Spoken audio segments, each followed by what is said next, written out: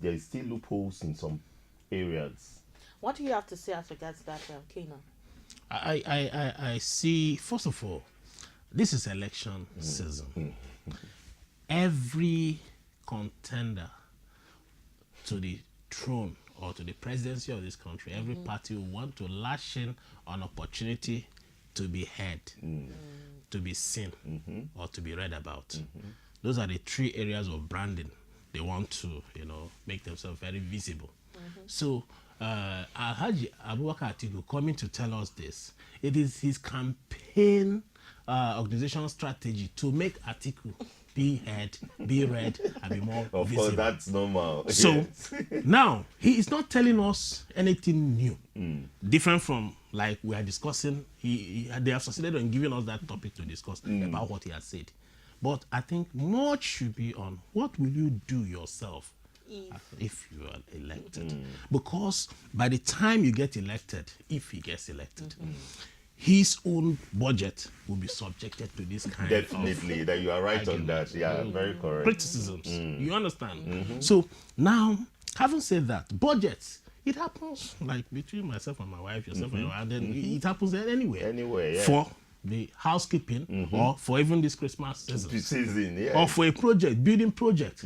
So for the elementary understanding of budgets, you see, it benefits our listeners to also know that budgets are raised based on basis and assumption. Exactly. I did it first in my working career sometime in 2003. My boss told me to raise a budget on something. So the first question he asked me when I dropped it on his table, he used the intercom, called me and said, what were your basis and assumptions for arriving at these figures? I didn't know. I was a trained lawyer. I was not a trained economics. So I just put in figures. So that was the first time I heard what are the basis and assumptions. So I tottered a little. He said, meet me in my office. I got into his office and he told me a few things, that you do it like they taught us in O-level economics.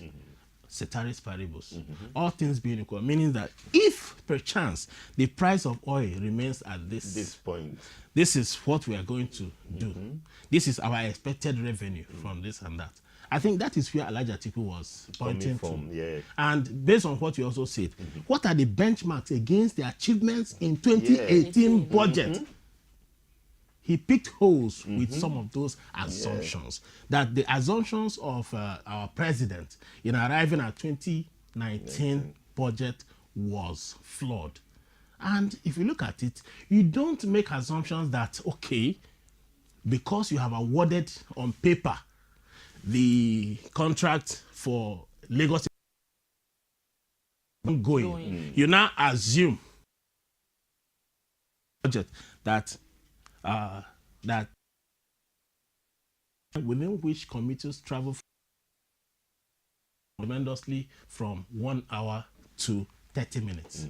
When you have not even done groundbreaking on that road. I don't know whether I make sense. Yeah, just awarding the contract without groundbreaking and without even walking on that road wouldn't make it. It would be wrong of you to assume that the travel hour is reduced from 1 hour to 30 minutes. You understand? You would have finished that road before you make that assumption. Ditto every other thing. So, having not achieved so much in 2018 budget, and you are using some benchmarks that are very flowery, that make projections for 2019 budget, I think. Article. Yeah, sure. Okay, that means you guys are in support of his party. We are not in support of his party, or we are in support of what he said concerning the budget. The 2019 budget. Okay, now let's take a look at the reactions of the NAS, the National Assembly, the lawmakers during the. I'm so sure you're aware of the buoys and cherries during the 2019 budget. What do you have to say as regards that reaction? Of course, I think that's normal. It comes every time. Anytime you see a budget comes in, there will always be such in the house. You see people coming from anywhere, they want to input their own, this want to input their own. It's normal in Nigeria. for me, that's what we see all the time, and that's what we keep saying until maybe the narratives change along the way. Anyway. Okay, what about you? What do you see? Oh, we started experiencing it from SUG. That's it. We started experiencing it from SUG.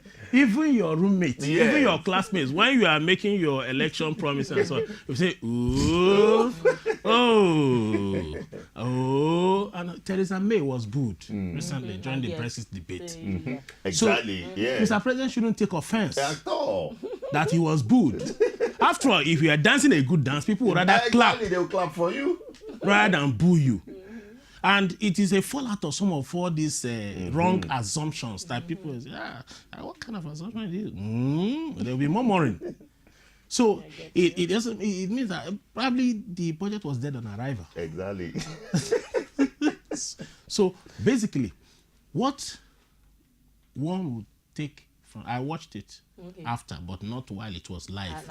I had to. Because even the president said that people are watching. Yes, that was statemanly of him to remind them that. And I was going to also say that our legislators overdid it. Yeah, they actually overdid it anyway. They overdid because it. Nigerians actually replied, shared their thought as regards on Twitter, different comments. Yeah. Some sees it wow, lawmakers living like touts, while some sees that the beauty of democracy. It is That's not it. touts. It is We were not doing that. it It's when we not. were in school. Exactly, it happens in school too. In fact, the only time people don't do such or do it differently is when a preacher is preaching in church. They say, "Right on, pastor," Exactly. but they will not, because it is in a religious environment. Otherwise, you also see people say, "Pastor, na lie." If you You watch understand? the debate, you see the same thing almost happened in the debate. The VP, the You are talking to people. You are not talking to robots. Even when they were telling them, calm down, people were still doing their stuff. So, And it's Nigerians not- are very vociferous. Exactly.